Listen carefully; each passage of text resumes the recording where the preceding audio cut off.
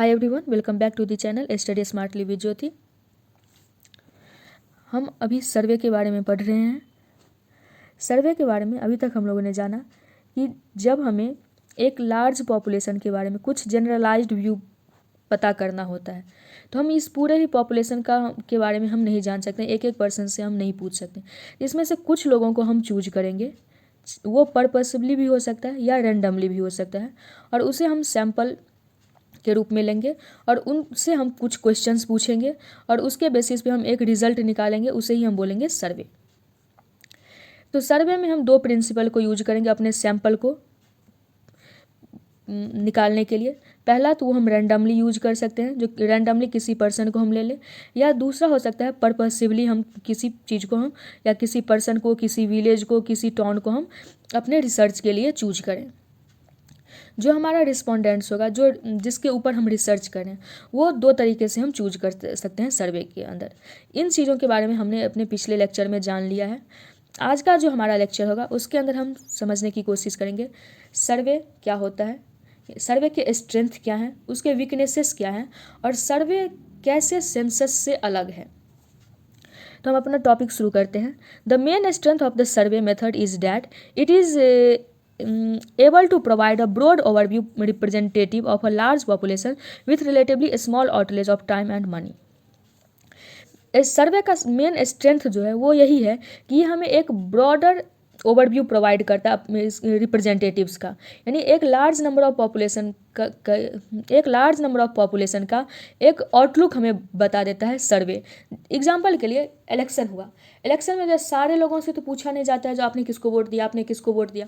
कुछ लोगों से जो वोट दे करके आ रहे होते हैं उनसे पूछा जाता है आपने किस आधार पे वोट दिया, क्यों वोट दिया, क्या क्या मुद्दे रहे आपके लिए जिसके बेसिस पे आपने वोट दिया, और उससे एक जो है सो अंदाज़ा लगाया जाता है, एग्जिट पोल किया जाता है। जो एग्जिट पोल क्या है वो भी एक तरीके से सर्वे ही है। जो एग्जिट पोल किया जाता है, हाँ ये पार्टी जो है वो जीत रही है, इस पार्टी को ज़्यादा वोट मिला है, यानी एक जनरलाइज्ड व्यू जो है हमें देखने को मिल जाता है। और इसमें टाइम भी कम लगता है और मनी भी कम लगता है। The bigger the sample the more chance it has being truly representative. और जितना अधिक ज़्यादा रिप्रेजेंटेटिव होगा, जितना ज़्यादा बड़ा सैम्पल होगा, फॉर एग्जांपल अगर 1000 लोगों का पॉपुलेशन है किसी विलेज का और उसके अंदर अगर सर्वे किया जा रहा है, अगर उसमें से 100 लोगों को उसने रिप्रेजेंटेटिव के रूप में रखा है या सैम्पल के रूप में रखा है, तो चांसेस कम है कि हमें उस पूरे 1000 लोगों का एक जनरलाइज्ड व्यू पॉइंट मिले। लेकिन अगर उसमें से हम 250 लोगों को रख लेते हैं अपने सैंपल के रूप में, तो चांस बढ़ जाता है कि वो उस पॉपुलेशन को ट्रूली रिप्रेजेंट कर रहा होगा। और कभी कभी जो है जब हमारा सैंपल साइज छोटा होता है तो मिसलीडिंग रिजल्ट्स भी हमें देखने को मिलता है। फॉर एग्जांपल इसी बार का हम इलेक्शन लेते हैं, सारे ही जो एग्जिट पोल आ रहे थे उसका रुझान कुछ और था और जो एक्चुअल रिजल्ट आया वो हमें कुछ और देखने को मिला। तो उसके वीकनेस के बारे में जब हम जानेंगे तब हम इस बात पे भी फोकस करेंगे। The extreme case here is that of the census which includes the entire population. In practice, the sample size may vary from 30-40 to many thousands. It is not only the size of the sample that matters, its mode of selection is even more important. Of course, decisions of sample selection can often be based on practical considerations. अब यहाँ में बताया गया census के बारे में। तो sample और सेंसस में क्या डिफरेंस है?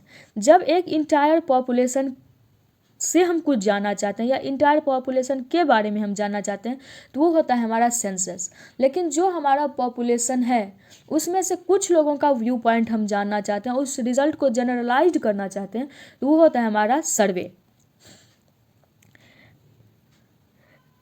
दोनों में और भी डिफरेंस हमें देखने को मिलता है। एग्जाम्पल के लिए कि जो रिप्रेजेंटेटिव हैं, जो रिस्पोंडेंट्स हैं, उनको हम किस तरीके से सेलेक्ट करते हैं। तो इसमें से जब हम सर्वे कर रहे होंगे तो हमारे पास कुछ बेसिस होगा जिसके बेसिस पे हम रिस्पोंडेंट्स को, सैंपल को हम कलेक्ट करेंगे।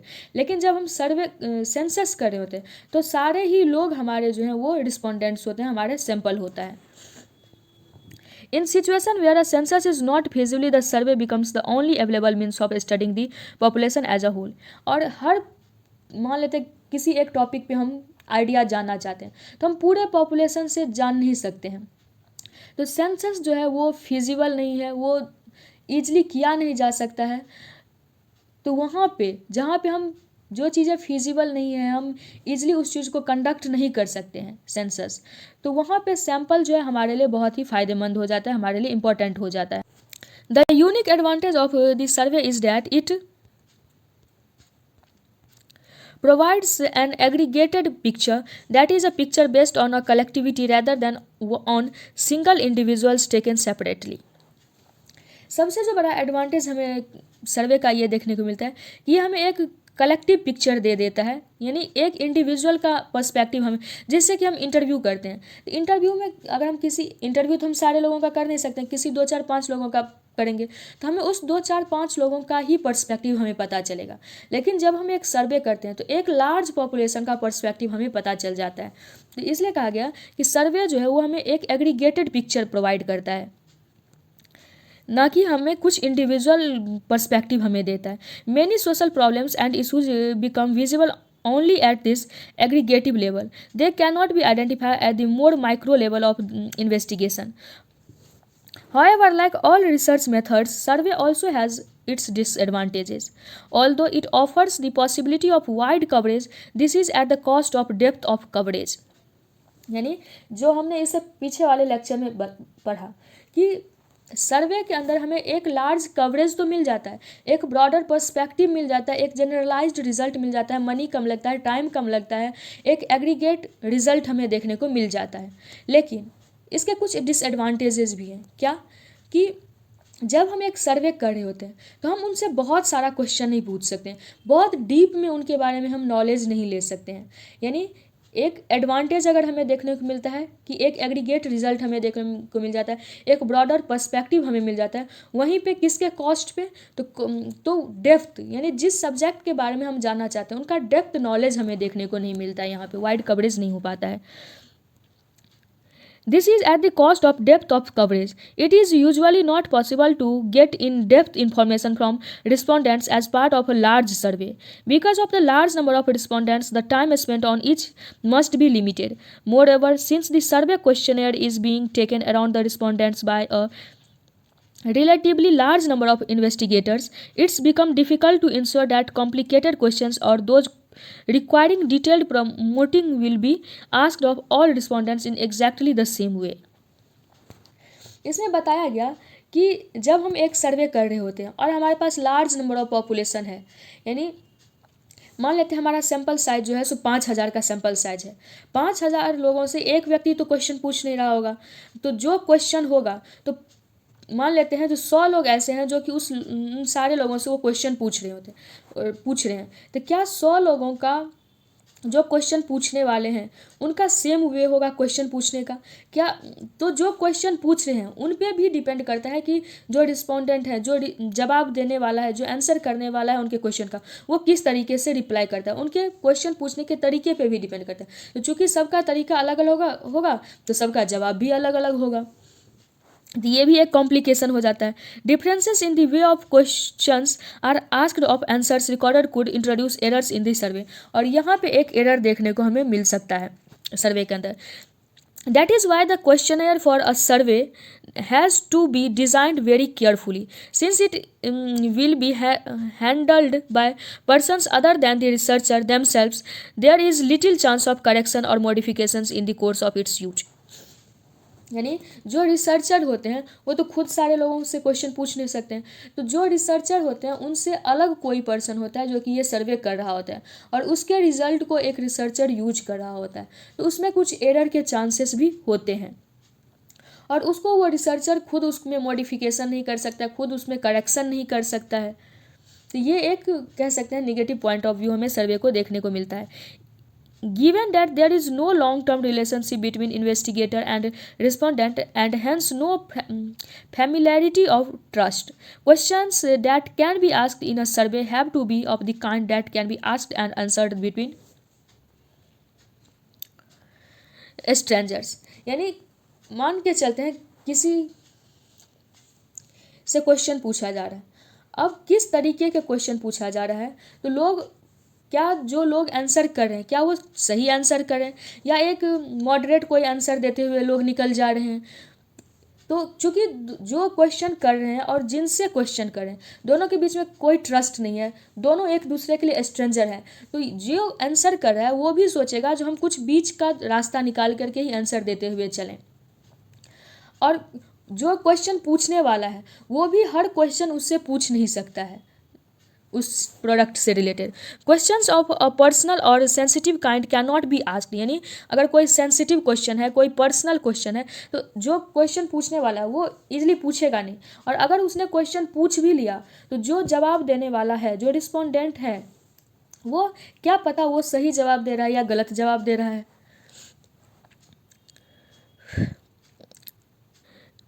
Questions of a personal or sensitive kind cannot be asked, और if asked are likely to be answered safely rather than truthfully, यानी जो आंसर करने वाला वो सेफ आंसर देने की कोशिश करेगा, ना कि वो जो सही जवाब है वो देने की कोशिश करेगा। These kinds of problems are sometimes referred as a non-sampling errors, इसे हम बोलेंगे नॉन सैम्पलिंग एरर्स। यानी जब क्वेश्चन पूछा जा रहा है या तो कुछ ऐसे सेंसिटिव मुद्दे हैं जिसके बारे में क्वेश्चन ही नहीं पूछा जा रहा है, या अगर क्वेश्चन पूछा भी जा रहा है तो लोग एक सेफ आंसर दे करके निकल जा रहे हैं, इसे हम बोलते हैं नॉन सैम्पलिंग एरर्स। यानी सैंपल में कोई एरर नहीं है, बल्कि वो क्वेश्चन इस टाइप का है जिससे लोग सही उत्तर देना ही नहीं चाहते हैं, तो उसे हम बोलेंगे non sampling errors. That is errors due to not to the sampling process but to faults और shortcomings of the research design. यानी जो हमारा डिज़ाइन है, जिस तरीके से हम रिसर्च कर रहे हैं, वो रिसर्च मेथड में गलती है जिस कारण से ये एरर देखने को मिलता है, ना कि हमारे सैंपल में कोई गलती है। इसे हम बोलेंगे non sampling errors. Errors due not to the sampling process but to faults or shortcomings of the research design or the manner in which it was implemented. Unfortunately, some of these errors are difficult to foresee and guard against, so that it is possible for survey to go wrong and produce misleading or false estimates or the characteristic of a population. यानी इसीलिए हो सकता है इस non sampling errors के कारण हमें एक मिसलीडिंग रिजल्ट्स भी एक फॉल्स रिजल्ट भी देखने को मिल सकता है। Ultimately the most important limitation of survey is that in order to be successful it must depend on a tightly structured inflexible questionnaire.